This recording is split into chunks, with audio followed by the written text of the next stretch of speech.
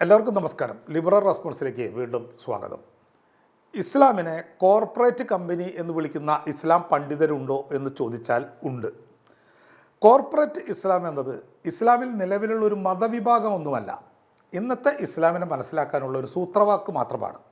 ഇവിടെ കോർപ്പറേറ്റ് എന്ന വാക്കിന് കമ്പനി എന്നല്ല അർത്ഥം, മറിച്ച് ഒരു കമ്പനി പോലെ പ്രവർത്തിക്കുന്ന ഒരു സംഘടിത മതവ്യവസ്ഥ. അതായത് കോർപ്പറേറ്റ് ഇസ്ലാം എന്ന കമ്പനിയിൽ നിങ്ങൾ ഇതൊക്കെ കാണും. ഒന്ന്, ഔദ്യോഗിക ഉലമ എന്ന മതപണ്ഡിതർ, ശരീഅത്ത് നിയമവ്യവസ്ഥ, മതപാഠശാലകൾ അഥവാ മദ്ഹബുകൾ, നാലാമത് മതസ്ഥാപനങ്ങൾ, അഞ്ചാമത് പരമ്പരാഗത അധികാര കേന്ദ്രങ്ങൾ. ഈ അഞ്ചും കൂടിച്ചേർന്ന് രൂപപ്പെടുന്ന സ്ഥാപനവൽക്കരിക്കപ്പെട്ട ഇസ്ലാമിക സംവിധാനമാകുന്നു കോർപ്പറേറ്റ് ഇസ്ലാം. സുന്നി പണ്ഡിതന്മാരാണ് കോർപ്പറേറ്റ് ഇസ്ലാമിൻ്റെ പ്രധാന പ്രതിനിധികൾ. ഇവർ നിയന്ത്രിക്കുന്ന ഈ ഇസ്ലാമിൻ്റെ ഏറ്റവും വലിയ പ്രത്യേകത എന്ന് പറഞ്ഞാൽ അവർക്ക് വിട്ടുവീഴ്ചയില്ല എന്നതാണ്. എന്തിനാണ് അവർക്ക് വിട്ടുവീഴ്ചയില്ലാത്തത്? ആദർശവൽക്കരിക്കപ്പെട്ടതും കളങ്കമറ്റതുമായ മതക്രമം, അതിലൊരു വിട്ടുവീഴ്ചയുമില്ല. എന്താണ് ഇവരുടെ ആദർശം? എന്താണ് ഇവർ കളങ്കപ്പെടുത്താൻ സമ്മതിക്കാത്തത്? ഇസ്ലാമിൻ്റെ ഏറ്റവും ശുദ്ധവും കളങ്കമറ്റതുമായ കാലഘട്ടം എന്ന് ഇവർ പറയുന്നത് പ്രവാചകൻ മുഹമ്മദിൻ്റെയും അസ്മാബികളുടെയും ജീവിതകാലമാണ്. അതായത് പ്രവാചകൻ്റെ കാലഘട്ടത്തിൽ ജീവിച്ചിരുന്ന ആദ്യകാല മുസ്ലിം സമൂഹത്തിൻ്റെ ജീവിതമാണ് മഹനീയം, സലഫ്. അതിനാൽ ആ ക്രമം സംരക്ഷിക്കണം.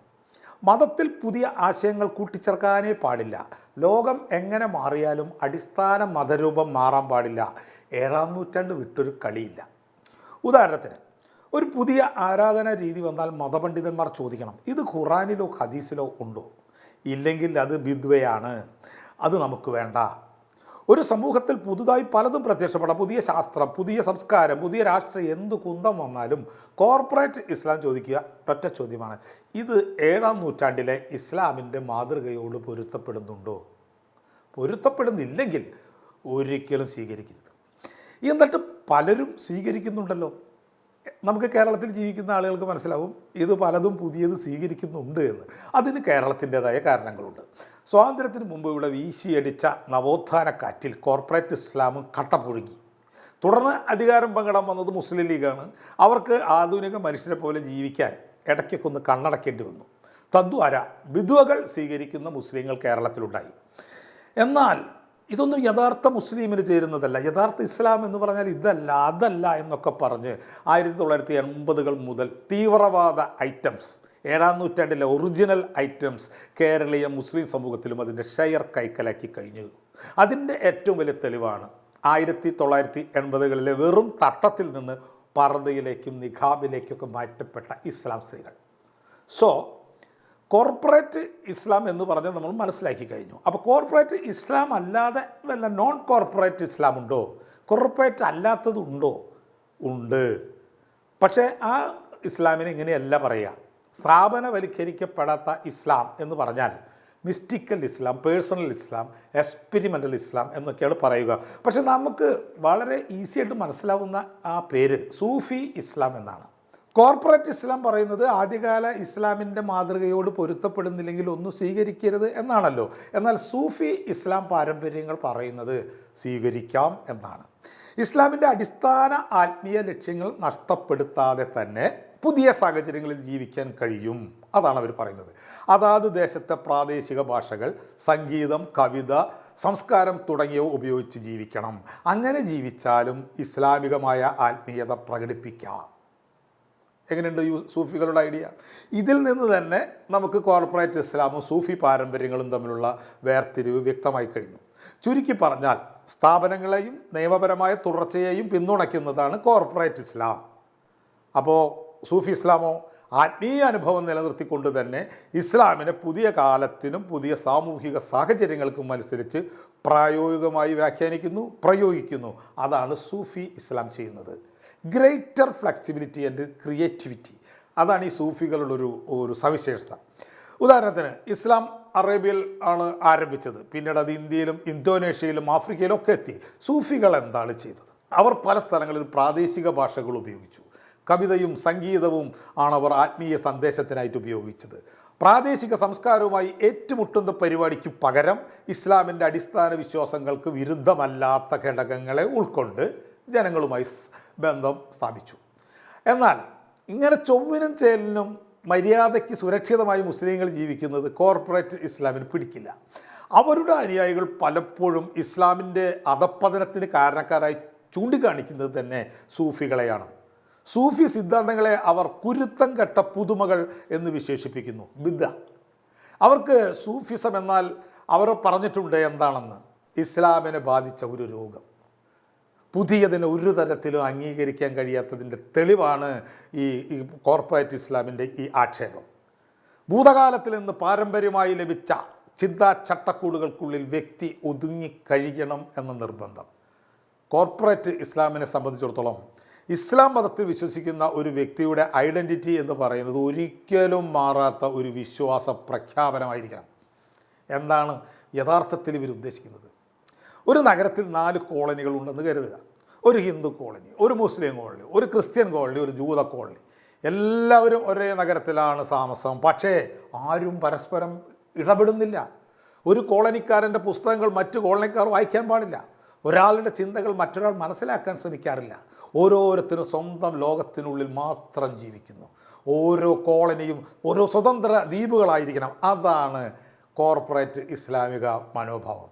ഈ മനോഭാവം ഇവർക്ക് കിട്ടിയത് ഈ അടുത്ത കാലത്തൊന്നല്ല, ഓട്ടോമൻ മുസ്ലിങ്ങളിൽ നിന്നാണ്. ഓട്ടോമന്മാർ തുർക്കി ആസ്ഥാനമാക്കി ഒരു വലിയ ഇസ്ലാം സാമ്രാജ്യം ഭരിക്കുന്ന കാലത്ത് മൊത്തം ഈ സ്വഭാവമായിരുന്നു എന്നാണ് പറയുന്നത്. ഓരോ മതവിഭാഗവും ഓരോ സ്വതന്ത്ര ദ്വീപുകൾ. ജൂതൻ ഒരു സ്വതന്ത്ര ദ്വീപ്, ക്രിസ്ത്യൻ ഒരു സ്വതന്ത്ര ദ്വീപ്. ഇതിന് പറയുക മില്ലറ്റുകൾ എന്നാണ് ഈ രീതിയെ പറഞ്ഞിരുന്നത്. അങ്ങോട്ടും ഇങ്ങോട്ടും ഒരു ബന്ധവുമില്ല. മുസ്ലിങ്ങൾ മറ്റ് മതസമൂഹങ്ങളിൽ നിന്ന് പൂർണ്ണമായും വേർപെട്ട് സ്വയം അടച്ചുപൂട്ടപ്പെട്ട ഒരു മതസമൂഹമായി മാറണം എന്നാണ് കോർപ്പറേറ്റ് ഇസ്ലാം ആഗ്രഹിക്കുന്നത്. എന്നാൽ സൂഫികൾ പറയുന്നത് ഇതിൻ്റെ ഓപ്പോസിറ്റാണ്. എന്താണ് ഖുറാനിലെ ഇസ്ലാം? അതിലേക്കാണ് അവർ ശ്രദ്ധ ക്ഷണിക്കുന്നത്. ഖുറാനിൽ ഇസ്ലാം എന്നത് ഒരു വ്യക്തിയും ദൈവവും തമ്മിലുള്ള ബന്ധമാണ്. അതായത് ഓരോ വ്യക്തിയും സ്വന്തം മനസ്സാക്ഷിയോടെ ബോധപൂർവം ദൈവഹിതത്തിന് കീഴടങ്ങുക. അതിലാണ് സൂഫികൾ ഊന്നൽ കൊടുക്കുന്നത്. എന്നാൽ കോർപ്പറേറ്റ് ഇസ്ലാം വിശ്വാസികളോട് പറയുന്നത് ദൈവത്തിന് കീഴടങ്ങാനല്ല, അവരുണ്ടാക്കിയ മതസ്ഥാപനത്തിന് കീഴടങ്ങാനാണ്. അവരുടെ ചോദ്യങ്ങൾ ഏതൊക്കെയാണ്? നീ ഏത് സമൂഹത്തിൽപ്പെടുന്നു? നീ നമ്മുടെ വിശ്വാസ പ്രഖ്യാപനം അംഗീകരിക്കുന്നുണ്ടോ? നീ നമ്മുടെ നിയമങ്ങൾ കൃത്യമായി പാലിക്കുന്നുണ്ടോ? അതായത് സ്ഥാപനത്തിന് കീഴ്പ്പെടുന്നുണ്ടോ എന്നതിലാണ് കോർപ്പറേറ്റ് ഇസ്ലാമിൻ്റെ നോട്ടം. ദൈവത്തിന് കീഴ്പ്പെടുന്നുണ്ടോ എന്ന കാര്യം ശ്രദ്ധിക്കുന്നതേയില്ല. കോർപ്പറേറ്റ് ഇസ്ലാം സാമുദായികമായ അതിരുകൾ ബോധപൂർവം സൃഷ്ടിക്കുന്നു. ഞങ്ങൾ മുസ്ലിങ്ങൾ, അവർ മുസ്ലിങ്ങളല്ല, ഞങ്ങളുടെ കൂട്ടം, അവരുടെ കൂട്ടം, ഇങ്ങനെ അതിര് തിരിച്ചിട്ട് വിശ്വാസികളെ മൊത്തം ഗോത്രീയറാക്കി മാറ്റി കഴിഞ്ഞിരിക്കുകയാണ്. പിന്നെ നമ്മൾ അവിടെ പോയി തപ്പിയാൽ ദൈവത്തിന് കീഴടങ്ങുന്ന സ്വാതന്ത്ര്യമുള്ള ഒരു വ്യക്തിയെ നമുക്ക് കാണാൻ കിട്ടുമോ? എന്നാൽ സൂഫികൾ ചോദിക്കുന്നത് ഓൻ നമ്മുടെ ആളാണോ എന്നല്ല, അവൻ സത്യസന്ധനാണോ, അവൻ ദൈവഭക്തനാണോ എന്നൊക്കെയാണ്. എന്നാൽ ആ ചോദ്യങ്ങളിൽ ഈ കോർപ്പറേറ്റുകൾക്ക് ഒരു താല്പര്യവുമില്ല. അവർക്ക് താല്പര്യം ഒരു വിശ്വാസി മതസിദ്ധാന്തങ്ങൾ കർശനമായി പാലിക്കുന്നുണ്ടോ എന്ന് മാത്രമാണ്. ഇസ്ലാമിന് കോർപ്പറേറ്റ് അല്ലാത്ത ഒരു ഭൂതകാലം ഉണ്ടായിരുന്നു, വളരെ മുമ്പ് തന്നെ ഉണ്ടായിരുന്നു. അതാണ് 8-ാം നൂറ്റാണ്ട് മുതൽ 13-ാം നൂറ്റാണ്ട് വരെയുള്ള ഇസ്ലാമിക നാഗരികതയുടെ സുവർണകാലം. അതാണ് അബ്ബാസി ഖലീഫകളുടെ കാലം. അവർ ബാഗ്ദാദ് ആസ്ഥാനമാക്കി അന്ന് ഭരിച്ചു. ആ കാലത്ത് ഗണിതശാസ്ത്രം, ജ്യോതിശാസ്ത്രം, വൈദ്യശാസ്ത്രം, തത്വചിന്ത, ദൈവശാസ്ത്രം, ഭാഷാശാസ്ത്രം എന്നിവയിൽ വലിയ ഭൗതികമായ സംവാദങ്ങൾ നടന്നു. വിവിധ അഭിപ്രായങ്ങൾ തമ്മിൽ ശക്തമായ വാദങ്ങളുണ്ടായി, വാദപ്രതിവാദങ്ങളുണ്ടായി. സൂഫിസം എന്ന ചിന്താധാര സജീവമാകുന്നത് ആ കാലത്താണ്. 7-ഉം 8-ഉം നൂറ്റാണ്ടുകളിൽ ഇസ്ലാമിക സാമ്രാജ്യം അതിവേഗം വികസിച്ചു. ഒപ്പം സാമ്രാജ്യത്തിൻ്റെ സമ്പത്തും അധികാരവും ആർഭാടവും ആസക്തിയും വർദ്ധിച്ചു. അപ്പോൾ ചില ഭക്തന്മാർ ആസക്തിക്കും ആഡംബര ജീവിതത്തിനെതിരെയും പ്രതികരിച്ചു. അവർ ലളിത ജീവിതം നയിച്ചു. അവർ പ്രാർത്ഥനയിൽ കൂടുതൽ സമയം ചെലവഴിച്ചു. അവർ ആത്മീയ ജീവിതത്തിന് പ്രാധാന്യം നൽകി. ഇവരെയാണ് നമ്മൾ ആദ്യകാല സൂഫികൾ എന്ന് പറയുന്നത്. ഈ കാലത്തെ പ്രശസ്ത വ്യക്തിയാണ് ഹസൻ അൽ ബസ്രി. AD 642 ജനിച്ചു, AD 728 മരിച്ചു. എന്നാൽ അദ്ദേഹം സൂഫിയായിരുന്നു എന്ന കാര്യം മനസ്സിലായിട്ടില്ല. സൂഫി എന്ന പേരൊക്കെ പിന്നീടാണ് വരുന്നത്. 8-ഉം 9-ഉം നൂറ്റാണ്ടുകളിലായി സൂഫിസം ഒരു വ്യക്തമായ ആത്മീയ പാരമ്പര്യമായി വളരാൻ തുടങ്ങി. ദൈവത്തെ ഭയത്താലോ സ്വർഗലാഭത്തിനായോ അല്ല, ശുദ്ധ സ്നേഹത്താൽ സ്നേഹിക്കണം എന്ന ആശയം മുമ്പോട്ട് വയ്ക്കപ്പെട്ടു. ഒരു സ്ത്രീയാണ് ഇസ്ലാമിൽ ഈ ആശയം മുന്നോട്ട് വെച്ചത് എന്ന് പറഞ്ഞാൽ ആരെങ്കിലും ഇപ്പോൾ വിശ്വസിക്കുമോ? റാബിയ അൽ അദവിയ, ജനനം AD 717. ഇസ്ലാമിൽ മുമ്പ് എല്ലാം സാധ്യമായിരുന്നു എന്നർത്ഥം. മുമ്പ് എന്ന് പറഞ്ഞാൽ കോർപ്പറേറ്റ് ഇസ്ലാം വന്ന് ഇസ്ലാമിനെ, മുസ്ലിങ്ങളെ പിടിമുറക്കുന്നതിന് മുമ്പ് റാബിയ പറഞ്ഞു, ദൈവത്തെ ഞാൻ നരകഭയത്താലോ സ്വർഗമുഖത്താലോ ആരാധിക്കുന്നില്ല, ദൈവത്തെ ദൈവമായതുകൊണ്ട് മാത്രമാണ് ഞാൻ സ്നേഹിക്കുന്നത്. ഈ ആശയമാണ് പിന്നീട് ഡിവൈൻ ലവ്, ദൈവസ്നേഹം എന്ന സൂഫി പാരമ്പര്യത്തിൻ്റെ കേന്ദ്ര ആശയമായിട്ട് മാറുന്നത്. റാബിയ പറഞ്ഞൊരു വാചകമുണ്ട്, അത് കേട്ടാൽ നമ്മളൊന്ന് ഞെട്ടും. നിങ്ങളൊരു വിശ്വാസിയാണെങ്കിൽ വിശ്വാസത്തെ ഒന്ന് പുനർനിർമ്മിക്കും. കേൾക്കൂ. സ്വർഗം ലഭിക്കാനാണ് ഞാൻ നിന്നെ ആരാധിക്കുന്നതെങ്കിൽ സ്വർഗം എനിക്ക് നിഷേധിക്കണമേ. നരകഭയത്താലാണ് ഞാൻ നിന്നെ ആരാധിക്കുന്നതെങ്കിൽ എന്നെ നരകത്തിൽ ശിക്ഷിക്കണമേ. എന്നാൽ നിന്നെ മാത്രമായി കണ്ട് സ്നേഹിച്ചാണ് ഞാൻ ആരാധിക്കുന്നതെങ്കിൽ നിൻ്റെ സാന്നിധ്യം എനിക്ക് നിഷേധിക്കരുതേ. ഈ പ്രാർത്ഥന നമ്മുടെ അമ്പലങ്ങളും പള്ളികളും ഒന്നും പ്രോത്സാഹിപ്പിക്കില്ല. കാരണം അത് നടത്തുന്ന ടീമുകൾക്ക് ആവശ്യം നടവരമാണ്. സൂഫി പാരമ്പര്യത്തിൽ ആത്മീയ മികവാണ് പ്രധാന മാനദണ്ഡം, പുരുഷനോ സ്ത്രീയോ എന്നതല്ല. അതുകൊണ്ടാണ് റാബിയയെ ഒരു സ്ത്രീ എന്ന് നോക്കാതെ സൂഫികൾ ഗുരുസ്ഥാനത്തേക്ക് അവരോധിച്ചത്. അങ്ങനെ ഇരിക്കെ AD 1058 ജനിച്ച അൽ ഗസാലി എന്ന ഒരു സൂഫി തൻ്റെ ആത്മീയതയെ സുന്നി ഇസ്ലാമിലെ നിയമശാസ്ത്രങ്ങളുമായി ബന്ധിപ്പിക്കാൻ നോക്കി. ഒരുപക്ഷെ അടി കിട്ടാതിരിക്കാൻ ചെയ്തതാവോ, പക്ഷെ ക്ലച്ച് പിടിച്ചു. സൂഫിസം കോർപ്പറേറ്റ് സുന്നി ഇസ്ലാമിൽ അങ്ങനെയാണ് കൂടുതൽ സ്വീകാര്യത നേടുന്നത്. 10ഉം 12ഉം നൂറ്റാണ്ടുകളായപ്പോൾ സൂഫിസത്തിൻ്റെ വലിയൊരു വളർച്ചയുടെ കാലഘട്ടമുണ്ടായി. ഈ കാലത്ത് സൂഫി ഗ്രന്ഥങ്ങൾ രചിക്കപ്പെട്ടു, ആത്മീയ പരിശീലന രീതികൾ വികസിച്ചു, ഗുരു ശിഷ്യബന്ധം പാരമ്പര്യം ശക്തമായി, പലതരം സൂഫികളുണ്ടായി. എന്തുകൊണ്ടാണ് സൂഫികൾ പലതരത്തിലായി പോയത് എന്ന് ചോദിച്ചാൽ, എന്തുകൊണ്ട് ഹിന്ദു മതത്തിൽ പല ജാതികൾ എന്ന് ചോദിക്കുന്ന പോലുള്ളൊരു ചോദ്യമാണത്. ഹിന്ദു എന്നാൽ തന്നെ ജാതിയാണ്. അതുപോലെ സൂഫി എന്ന് പറഞ്ഞാൽ അത് കേന്ദ്രീകൃതമായ ഒന്നല്ല, സ്ഥാപനപരമായ ഒന്നല്ല. അങ്ങനെ ആയിരുന്നെങ്കിൽ പിന്നെ കോർപ്പറേറ്റ് ഇസ്ലാം തന്നെ പോരെ, എന്തിനാ പിന്നെ സൂഫി? പലതരം സൂഫി ആത്മീയ പാരമ്പര്യങ്ങൾ രൂപപ്പെട്ടു. തരീഖകൾ എന്നാണ് അതിനെ വിശേഷിപ്പിക്കുക. തരീഖ എന്നാൽ ഒരു സൂഫി ആത്മീയ മാർഗം അല്ലെങ്കിൽ ആത്മീയ സ്കൂൾ എന്നാണ് നമ്മൾ മനസ്സിലാക്കുന്നത്. ചരിത്രത്തിൽ പ്രസിദ്ധമായ ചില സൂഫി തരീഖകൾ നമുക്ക് പരിചയപ്പെടാം. ഖാദറിൻ്റെ ഖാദരിയ, അബ്ദുൽ ഖാദർ ഗിലാനിയുടെ പാരമ്പര്യം, അത് AD 1077 മുതൽ 1166 വരെ ജീവിച്ചിരുന്ന ഖാദർ. ചിസ്തിയ മൊയ്നുദ്ദീൻ ചിസ്തിയുടെ പാരമ്പര്യമാണ്. അത് AD 1141 ജനിച്ച ആളാണ് ചിസ്തി.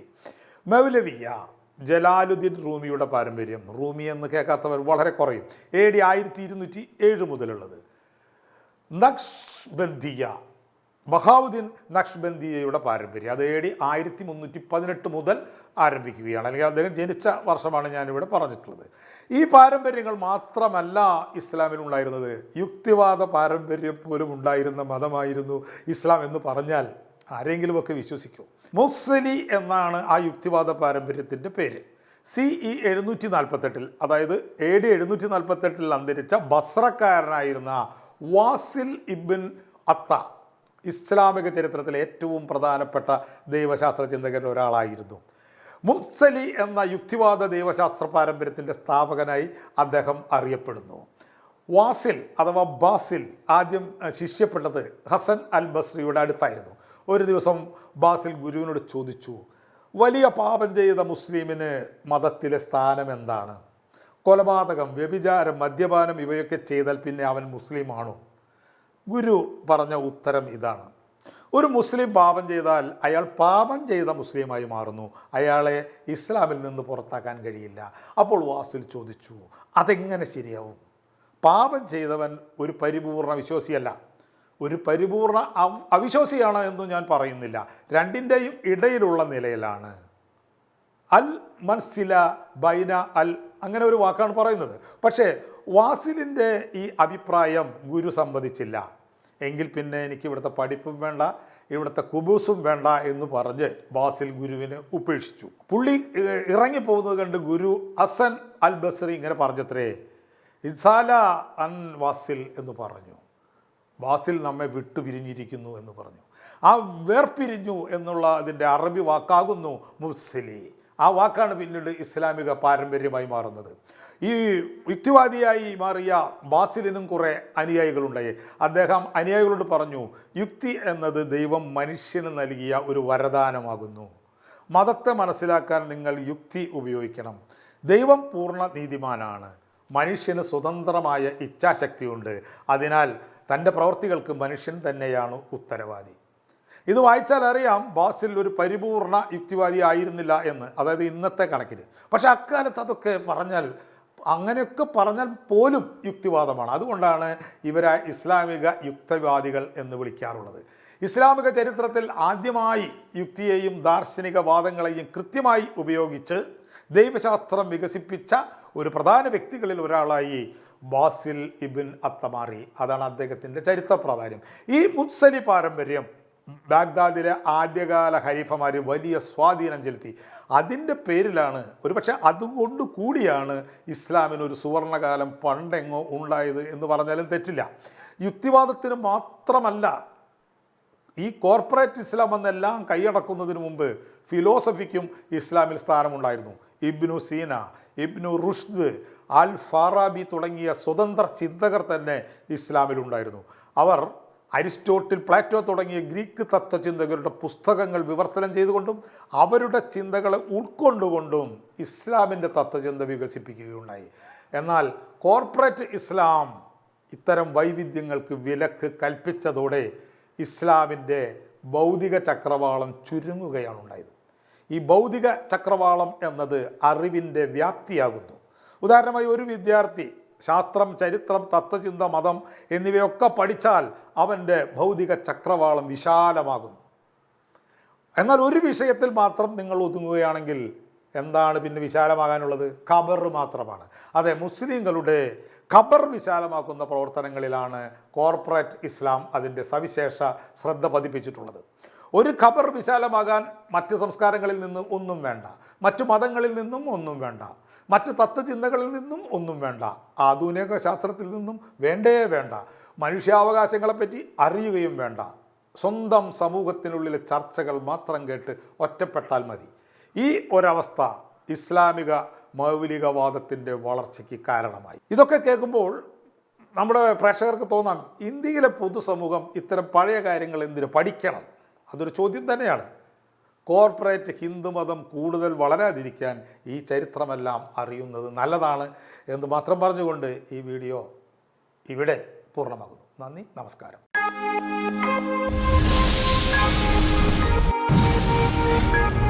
Thank you.